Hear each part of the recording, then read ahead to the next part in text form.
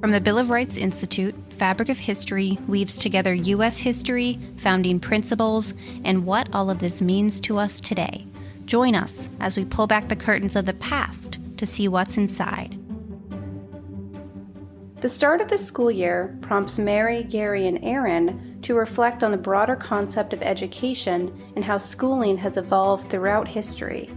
They'll explore how educational structures reflected the times during which they were implemented and what modern-day schooling says about our values today.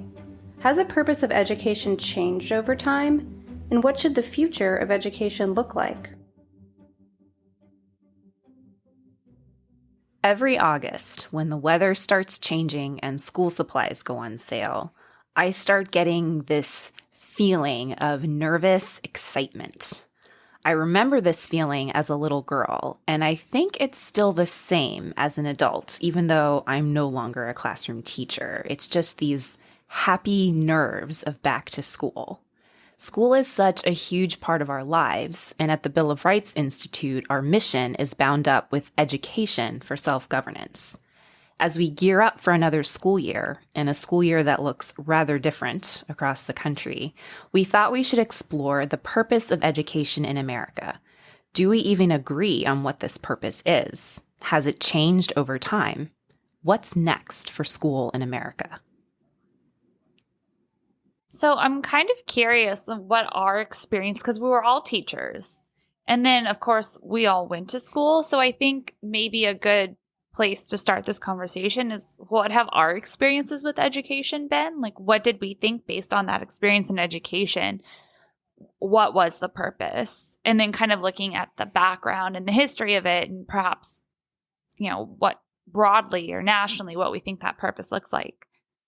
I agree with Mary and the internal body clock that sort of happens, right? You almost feel the school year happening before it does. And I think that's also the answer to your question, Eryn, which is it almost pre-exists. It's almost that school is going to happen. We use the phrase like we take it almost for granted. Somewhere in there is just there is going to be schooling. But that purpose is a really good question in terms of our personal experience. If I go back to my own school age, it was exciting, scary. You were a little sad. Maybe summer was ending. But right from the get-go, there's this, why does it happen that way? Why is there a summer? Why does, that we all agree at a certain ages you go, and there's a comfort in the structure existing the way it is. There's a comfort, I thought, in like getting a new notebook and writing my name on it and saying, this year I'm definitely going to take notes. This year is like a fresh start, even as a young age. But it relied on there being a system that I could go into.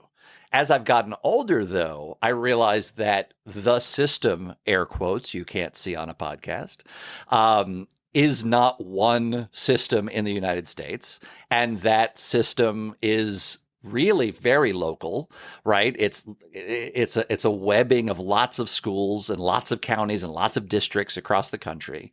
And that also over time, it absolutely has changed. Not to divulge age, but it's changed dramatically from the images I have as an elementary school student to now because of these things happening. So it to me, it's an odd interplay between that comfort and stability of knowing it's going to happen. At the same time, it's always going to be different, and it's going to be changing constantly and evolving. And that just blows my mind. Yeah, well, I think you're right that there's a predictability and a comfort to it because there are so many aspects of education that I think any teacher will agree on. And of course, like you said, it can also be so vastly different because schools vary depending on the district or where they're located. Is it public? Is it private? But there are those elements of school we've always thought, like it's now time for history, it's now time for math, and we have these subjects, and there are school bells. And it's like, right, there's a comfort in that predictability, but how, and we're not going to answer this question. It's just a question to discuss. Or how has it changed? You've said that education in the U.S. has changed a lot, but what do you mean by that? Oh yeah, I just mean that, over time, the structures, the schools and other ways that people have sought to educate young people has always been dynamic. It's always changed. I mean, going back to the 17th century, right? We can start with this idea that there is value, and the oldest schools, right? The Boston Latin School, I think, was the first public school that opened, and that was in 1635, right? So pre-colonial times, you have this idea of bringing people together, bringing young people together to learn.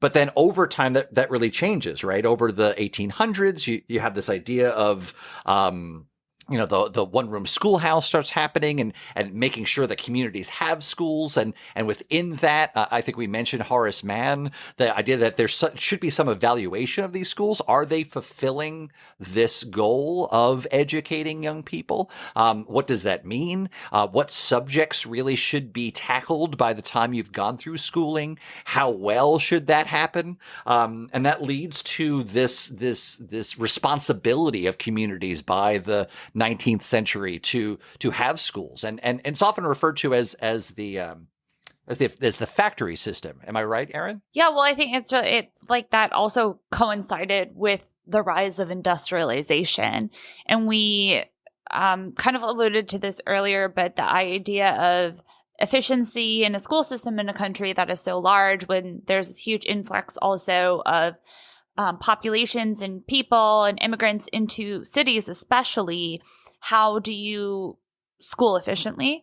And it was very parallel to the rise of factories. And so we kind of modeled it on the success of those factories, for better, for worse. But that's a lot of those ideas have actually persisted into today, where you get, for lack of a better term, lump students into a certain classroom based on their age. And there are blocks of time and a specific schedule that is outlined by bells throughout the day. And then you, of course, have these specific subjects with specific matter. And so, again, very overall, there are some parts of this factory model that kind of have persisted to today, even though we don't have this same idea of industrialization. But it really did impact like our current model of teaching, because for a lot of schools, we are still grouping based on age, and we have bells and we have specific schedules. Yeah. And it informed a lot of decisions, and it still continues to inform these decisions, right? And industrialization is interesting because it not only gave goals, but also served it, right? Through industrialization, you can have every kid have paper, can have every kid come from farther away. You can industrialization, you can feed them on a daily basis at lunch, right? Well, and then even it at the time, it prepared them to go into that field, if nothing else, right? Like they were already so used to that structure. And so it was very, I want to say like symbiotic. Right. Because society is now demanding it, right? So like by 1900, by the turn of the 20th century, it becomes more and more compulsory, right? Students should go to it. And that's where it gets really interesting in terms of who's going, right? Is it for everyone, really? If so, there's an expectation that now the agency, the choice to go, if it's more compulsory, becomes much more the onus of you are expected as a young person to do this. And that just continues. But if that symbiosis is an interesting word, right? Because the schools have to serve students and students have to go to it. And then over time, throughout the early 20th century, more and more, that becomes the big topic.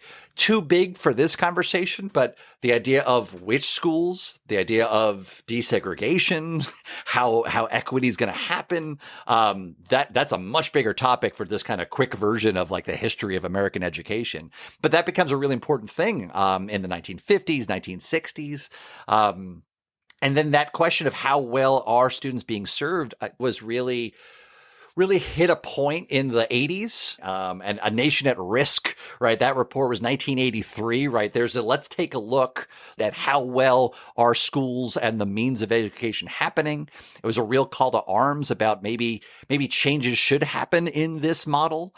And it becomes a real choice that places have to make about how compulsory do we keep it? If that is still happening, then what is this model serving? And then over time, you've got all these meetings of governors and goals. There's the America 2000, there No Child Left Behind, which people remember. Now ESSA is different. I mean, it's just constantly trying to serve these ideas still keep taking different forms, right? How well are these means of education serving these individual students? And that brings us right to today, right? That we're still questioning, still every couple of years saying, how well is this happening? How do we assess that?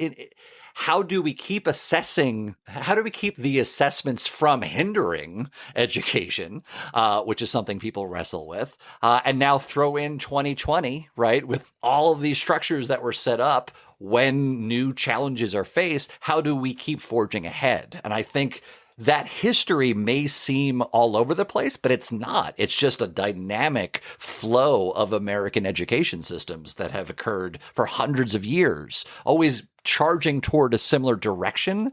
But what it looks like and the twist and turns of that river has looked different, and it's been really fascinating, but always moving. And I think that's really exciting.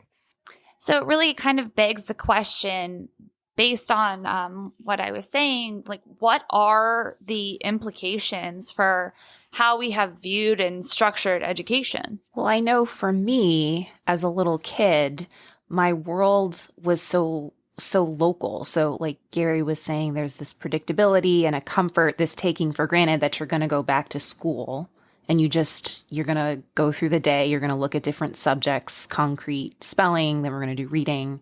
And that was my world. I didn't think to question that it could be different, that it could have been different in the past, that it might be different in a school in another state.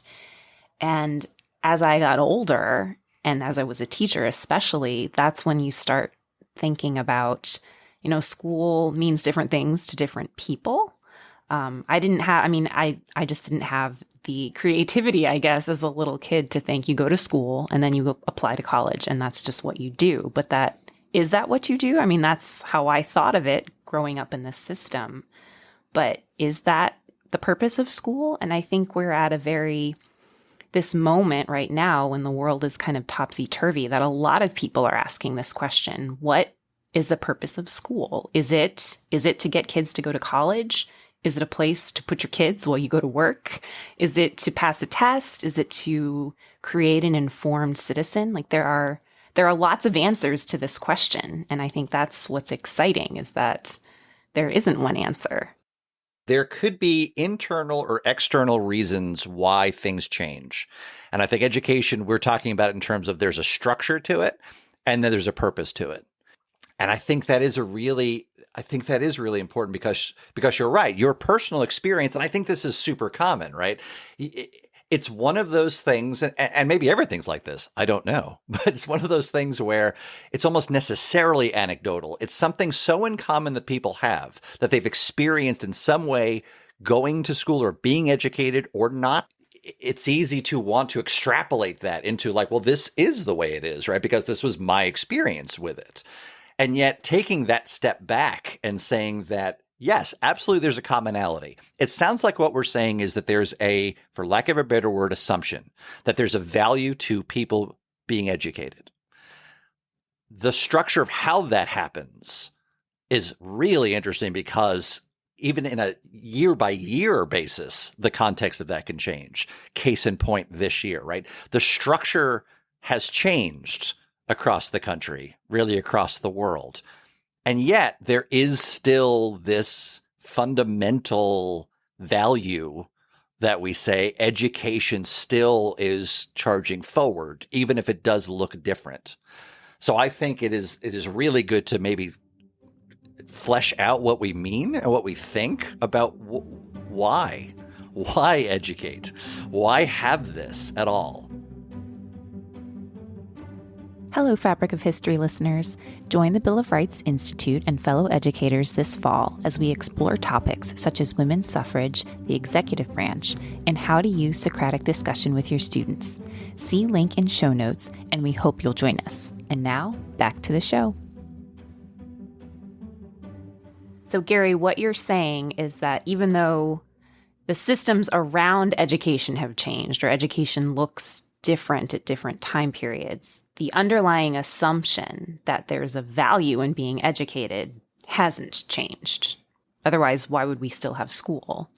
So I think that's really important, that we need that assumption about the value in education that we should dive into a little bit more. Yeah, absolutely. I think assumption is a really interesting approach, because that's like you're saying about this, it's kind of in your body that this happens, right? So I think starting with that question of what does that mean? Why do we value this, or how do we value this idea of being educated, no matter what it looks like? Because I think you're right. How it has looked and how it continues to look, context by context, year by year, location by location, may change. And yet there is this commonality. There's this fundamental idea that people should be educated.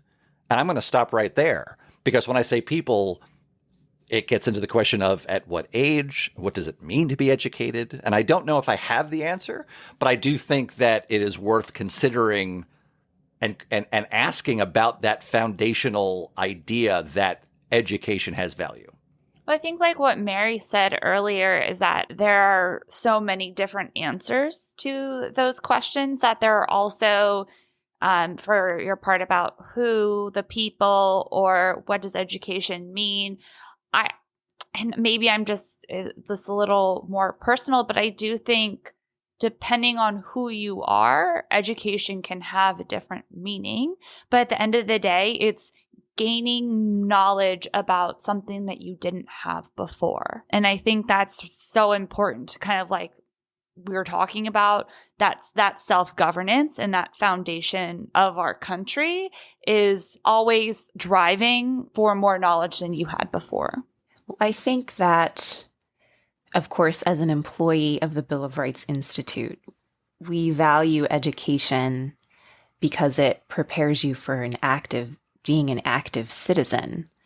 And that's one answer to this question. I also think, going back to what Gary said before, as a former teacher and as someone who went through all the education, graduate degree and all that stuff, it's still very anecdotal and very personal. Like, to me, there are certain things you need knowledge about to function. And there's also knowledge for the sake of knowledge because it's interesting, and it helps you appreciate other perspectives, and it helps you communicate effectively, and it helps you just be like, know what's going on and feel that you're not just an observer, but you're a participant. But even that is something that could be argued, and different people would disagree with that or have more to say on that. But and it's changed throughout history, like you said. There are branches now, right? There's education in and of itself, that it is its own end. There's education that, having learned something, that serves a purpose, we keep using that word, for something else. I think Eryn's point about knowledge is really interesting, because there's knowledge of, and there's knowledge that, and there's knowledge for, right? So there's like skills acquisition. There's transference of knowledge from past generations acquisition. There's the experience of being outside of yourself, which is, I think, part of why we value connecting people with either each other in person, or, again, biased where we work, people from the past, and, to your point, people of the future, right? How education, this idea of self-governance is a really important one, because that in itself is a big phrase to unpack. To rephrase what I'm thinking about, so education, there's lots and lots of branches, lots and lots of directions to go in terms of what is the purpose and how does that happen. Maybe we should take a lens of this idea of self-governance. We look at education as twofold. There's the enrichment of individuals, and I think we value the individual enrichment and their experience, but also the enrichment of the public, of the community. The reason these structures have often come up is this twofold: to enrich the life of an individual child, let's take that as an example, but also what that means for enriching the community. So I think a question that I have is, what has that looked like? How have structures come about to both enrich individuals and to benefit the community? In education, I mean. Again, at the Bill of Rights Institute, we believe in education for self-governance. Self-governance is one of those big topics. It's hard to pin down what that means exactly, but it's something like you need to regulate yourself. You need to check yourself, if I may, for our governing structure to work, right? It only will work if the individual has a role, even though there's the voice of a community of the people. But has education always served that purpose? Like even going back to before we were even a country, is that what education was about in colonial times? I think that's a good question in terms of the phrase serving the purpose, because let's go with that purpose. I think that's a great one, because I think that speaks to what we've been talking about, the individual and the community. I think it's a great way to phrase it in terms of how the structures that have existed commonly across what we're now calling the United States, addressed it over time. And I think that's a great question. Even going back in time, if we are talking about structures meant to educate, there was a huge difference in who was educated. So generally speaking, boys were educated and girls received education in like the finer arts. So even I think just kind of making that point where education looks different, it's very situational now and then, I think is worth bringing up. And there's always been voices saying, well, maybe more people should be exposed to this education because it would benefit the community. If we educate women as mothers, they can educate their sons to participate in our republic. And this whole idea of Republican motherhood that comes up. So I think as timeless as this question of what is the purpose of education is who has access to it, to make sure that our governing structure really includes the voices of all the people.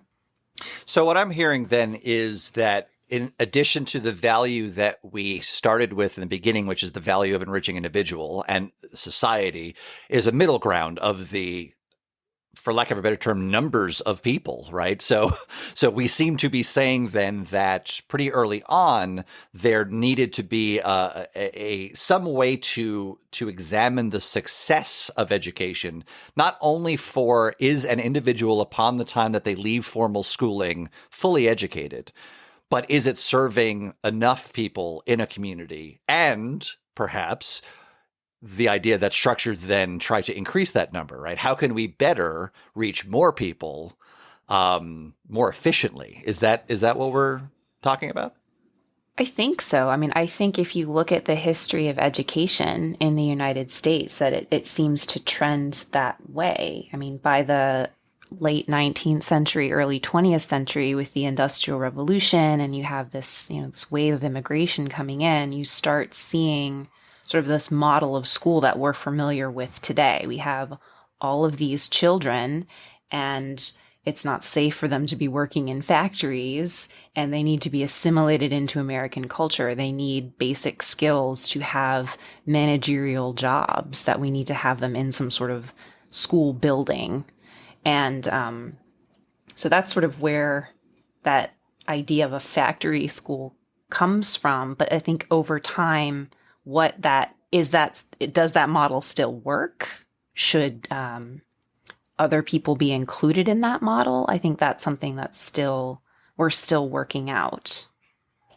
Well, what you were just saying about this inclusive model is one of the reasons that Horace Mann, back when he was thinking about public education, went with what was called the Prussian model, because when he went to Prussia and looked at this Prussian model of education, it was designed to build a common sense of national identity, which I think is also so strongly tied to a lot of these American values, right? Like having this common sense of national identity. And so he thought like bringing back home and applying it here these large groups of students learning together would then establish like a more unified and egalitarian society. Part of why we're focusing on this conversation, I think it sounds like, on the United States model is that identity part, right? Very early on, right after the 1700s, early 1800s. You're right. There's this really important nation building that happens, right? And we're establishing part of this nation building is this self-governance piece, is this good for the community piece, and yeah, I mean, pretty early on, there's the not only what does it mean to be educated, what does it mean to be educated in the new United States? And by that point, you've got even early in the 19th century, you're right, it seems like a good idea to have schools, not for everyone, but that perhaps the public needs to think beyond the individual and have these schools. And then these schools themselves have subject areas that are deemed to be of value. And so first, you mentioned Horace Mann. I mean, that's the first board of education, right? The first state board, and that's the 1830s, 1837, I think. Really on, okay, there needs to be some decision-making that happens that is serving a purpose, not only of individual enrichment, but also to help build this nation. And over time, it had changed absolutely into this really interesting waves of changes to keep iterating, to keep little changes here and there to get further into, and you use the term factory system, but I think, again, that definitely was an approach, right? For efficiency, what is serving the most people best? If we are taking as an assumption there is a value to education for an individual, and then that education of individuals collectively are important for society, and when we say society, we mean this newly formed American society, then how does that continue on, and does it continue to serve that purpose? I'm wrapping myself in circles here, but it's a really, it explains that there's a lot of people spending a lot of time really wanting to accomplish these things. I don't think anything's out of habit. I think it's very intentional over time. Well, I think it also comes back to the idea of the local community. I think education is very much, it's more of a local, historically, it has been very local, and it's only in somewhat recent history that you have sort of this federal presence in education. Because, and again, that speaks to just the efficiency and the size of the United States. We're an enormous country. We're incredibly diverse, incredibly varied, so many different communities exist in our country and have, that the idea that there is one answer for all of that diversity is really, I'm just going to say it, pretty foolish, because what school looks like where I grew up in the suburbs of Washington, D.C. is not what it looks like in rural Kansas or what it looks like in downtown LA. So I think it's healthy that we have different models and that the models change and different ideas. And I think it's healthy that there is this discussion. And in a way, maybe it's a blessing that we're having this conversation again in this moment, because of it's back to school and it's a very different school year. But these are questions that they don't have an easy answer, but you have to have the conversation, and the conversation will probably get a little argumentative because, we're talking about your kids and you're talking about education. And there is a value, again, I'm putting my own belief into this statement. There is a value in education. Why else would education be used as like a weapon over time? Having access or not having access to education is something that's been held over people in our own history. If you think about enslaved individuals and weren't taught to read or write. Why? Because that's power, because that's knowledge. How do you communicate that power to children across the United States in all these different situations and scenarios is beyond my pay grade. I don't know how to, I come back to the localness of it. I knew how to talk to my kids in my classroom, but my classroom was its own kingdom in a way, and it would be very different if my classroom was located somewhere else. I think you can even say that from year to year that would change, right, Mary? Because your students were always different students. And so you almost kind of have to cater on a yearly basis. And that earlier when we were mentioning kind of this differentiation, individualization, you have to cater to each student as well, and not just the area in which you live. But, if we're talking broadly about how not everyone, but there are different learning types, right? And if one student learns a certain way, you're not going to teach them in a way that's not conducive to their learning. And so it's almost like we're constantly reevaluating how best to reach our students. Yeah, it's delightfully dynamic, right? I mean, unlike other systems, and I'm not much of a mechanic, but I feel like there are mechanical systems that can be perfected, right? That can be an ideal version of it. It's necessarily dynamic. You have in your head the idea of school, and this, for some reason, my brain goes to my image of school as a young child watching Little House on the Prairie, right? And this idea of the one-room schoolhouse and the teacher in town, right? But the world isn't static, right? It didn't stay like that. Very quickly, cities pop up, right? Populations change, neighborhoods come and grow, and that makes a new school. And these external factors necessarily have to make things change. You can't just say, well, this is the way it should be. This is the way it's going to be for everybody. It just can't happen that way. And then, as you were just saying, Eryn, I mean, absolutely. Not only year to year, day to day, class to class, right? How it goes on a Tuesday is very different than how it's going to go on a Thursday. And then added on to that, where we are right now, of external causes have necessarily changed structures, right? And yet there's still that core thing of school starting again, right? That education's happening again, and it may look different, but that core still happens. And I think that value still happens. And like you said, the who it's for and who it is through access problems kept from, or at least the versions that we think, right, of when we say it is being kept from. I want to circle back to that. Like, what do we mean by it? What is being educated? Gary asks us the hard questions here at BRI. Sorry, I tossed those out. Just lob them into the crowd. Maybe we need to ask our listeners. I think there are a bunch of them who are teachers, and they can email us tell us what they think their idea of education is. Because like Mary mentioned, it will probably vary from New York to California and everywhere else in between. Right. I think if you ask not even just teachers, so definitely listeners, if you please tell us your thoughts. If you ask someone, what is it? What is education? What purpose does it serve? It's almost like asking, what is the meaning of life? It's such a big question.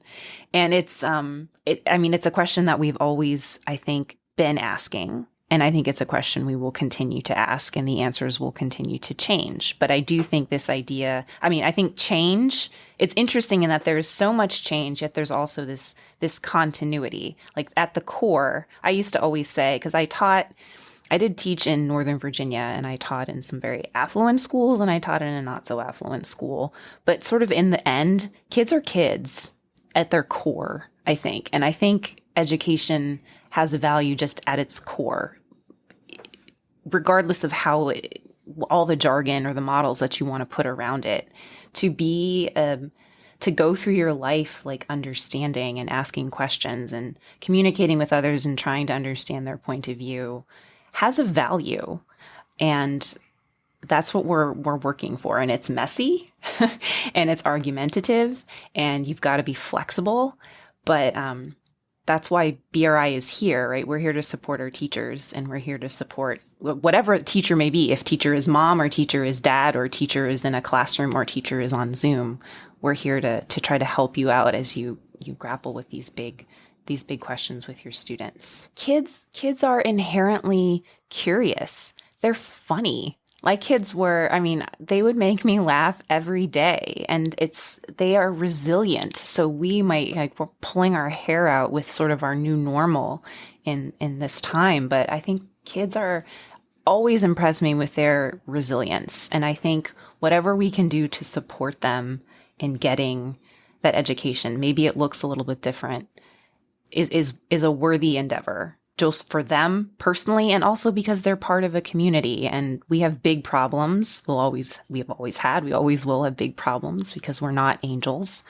And you need critical thinking, and you need those skills from an education to tackle those problems. And this is to have, I think, this idea that education is, it's essential for citizenship is something that is really American. Even if you go back to the Northwest Ordinance in 1787, it establishes that religion, morality, and knowledge being necessary to good government and the happiness of mankind, schools and the means of education shall forever be encouraged. I love that phrase, schools and the means of education. Yes, I caught that too. It's like, I'm imagining, I don't know, I'm imagining right now listening to this conversation, thinking like, take a deep breath and just focus on there's a charge here, right? There's a charge to say, this is important. This should happen. And all the context, all the changes, all the things that happen in front of you, there's this really nice, I feel inspired as I did teaching, and as with what we do, to say, you know, what is this encouragement? What is necessary? And how can we contribute to that? How can we help get it done? And often from a teaching point of view, it was, you know, the beginning of the year, the first meetings, we'd always have an idea of like, envision this student as well as possible, all the things they're going through, and really empathize with this person, this human being who themselves are coming back and have all these feelings and things like that. And then go beyond that and say, like, what can we do? What is on us to encourage their education? And then add to that, it's not just one student. It could be 36 in a classroom. It could be 150 in a classroom. It might be your one student, or it could be a pod, or it could be, you know, whatever combination, but to spark a fire in individuals who are not just the students, but those who are encouraging, whether it is through schools or other means of education, is a really good charge, is a really good goal, is a really good task. It's inspiring. We always need inspiration, especially teachers, as we go back to school. So I think that is a really nice way for us to end this conversation, is that education is foundational to our country. You are doing such important work. And even if you're not a teacher in a quote unquote school, we still take on this role of teacher at some point or some way in our lives, because we're a member of this community, of this republic. So be inspired, be encouraged, and know that BRI has your back, because we have so many resources to support you in what you're doing. We have all these tremendous videos on YouTube, on Supreme Court cases, on primary sources. We have a new free digital resource for U.S. history, life, liberty, and the pursuit of happiness. That is just a treasure trove of information and stories about the complexity and the richness of the American story.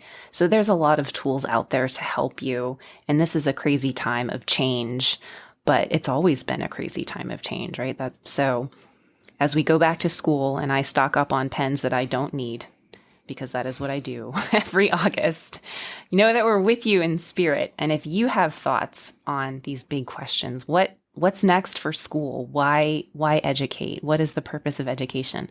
Please let us know. You can talk to us at comments@fabricofhistory.org. Thanks, everybody. Take care. The Bill of Rights Institute engages, educates, and empowers individuals with a passion for the freedom and opportunity that exists in a free society. Check out our educational resources and programs on our website, mybri.org. Any questions or suggestions for future episodes? We'd love to hear from you. Just email us at comments@fabricofhistory.org. And don't forget to visit us on Facebook, Twitter, or Instagram to stay connected and informed about future episodes. Thank you for listening.